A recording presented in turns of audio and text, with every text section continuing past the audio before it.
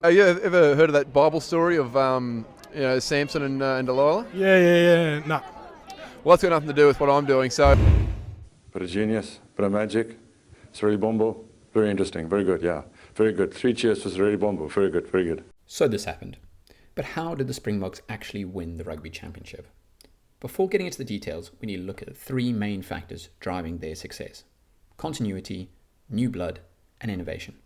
Despite being one of the oldest squads in the 2023 Rugby World Cup, every player in their starting 15 for the first test against Ireland this year was involved in that Rugby World Cup final victory over New Zealand. This sort of continuity is invaluable and unprecedented after the end of a Rugby World Cup cycle, especially beneficial when introducing a new defence coach in Jerry Flannery and a new attack coach in Tony Brown. The Springboks kicked off their Rugby Championship with a tour to Australia, starting off in Brisbane. Going into the game, the Boks had a terrible record at Suncorp Stadium, where they'd only won once in 12 attempts. Even New Zealand, who seemingly always beat Australia in recent years, have struggled to win there, with 1 win in their last 5 attempts. In fact, the record sounds incredible when you consider Australia have won 3 matches out of their last 26 against New Zealand, with 2 of those wins coming at Suncorp Stadium. However, the Springboks would have seen this as a challenge. Here we have Australia in possession, setting up to kick a contestable. The kick goes a bit long, meaning it's a comfortable take for Colby, and Lowe and Ngomazulu are in support to secure the ruck. Key thing to point out here is Ngomazulu, who ideally would form part of the attacking structure off this ruck, but is now at the bottom of it.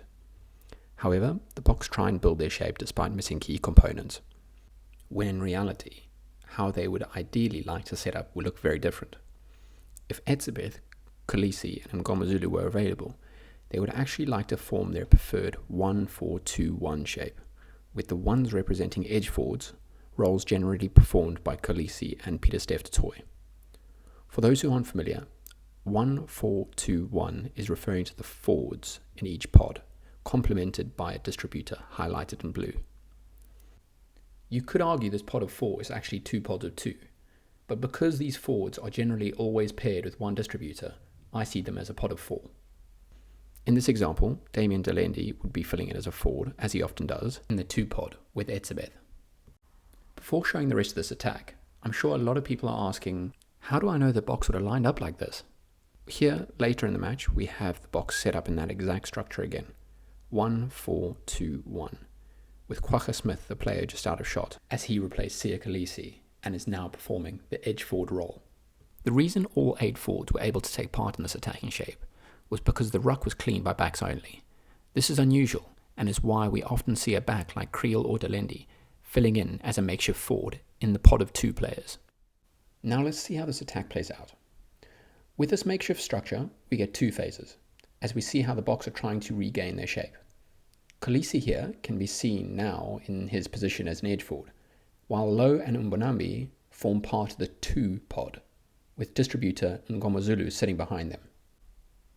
Leroux picks a great pass to Lowe, who carries well, and Reinach quickly sends it out to Leroux again, who ends up having 5 passing options against a depleted and scrambling Wallabies defence. A pass from Khaleesi here could, possibly, have resulted in a try, but he arguably chooses the safer option of not running the chance of Colby getting forced into touch. A few offloads later, the Boks are on the Wallabies' 5-metre line. Dixon is caught behind the gain line, but the ball is recycled quickly, and in no time the ball has gone through Leroux to Ngomazulu. Here, Creel's little dummy line does enough to draw Len Ikitau's attention and cause him to stop in anticipation of an inside line, only for Ngomazulu to send the ball to Pieter-Steph du Toit, who goes straight through the newly created gap. The man who passed the ball to Pieter-Steph du Toit and kicked the conversion is part of the new blood the Springboks brought in this year. I'm Sash to my mates, and Sasha Feinberg Ngomazulu to you guys. And Sasha Feinberg and Ngomazulu really did make a name for himself this season. He's an incredibly exciting prospect and really has it all. Run, kick, jump, tackle, pass, you name it. He has that rare combination of physicality and skill mixed with flair that will need to be nurtured over the coming years. Talents like this just don't come around that often, and the last thing we all want is a talented prospect never fulfilling his potential. Joining him in the category of new blood was Apelele Fassi, who despite having a few caps back in 2021, has really broken into the team this year, having made serious improvements on his previously weaker areas of his game. Key of which were his improvements in defence and backfield management, with Fassi making important defensive contributions and being very confident under the high ball. This has been a brief introduction into the evolution taking place within the Springboks, with many other talking points available, particularly around how the Boks innovated at the line-out and how they've changed the way they defend, which I'd love to expand on in further videos, should there be any interest.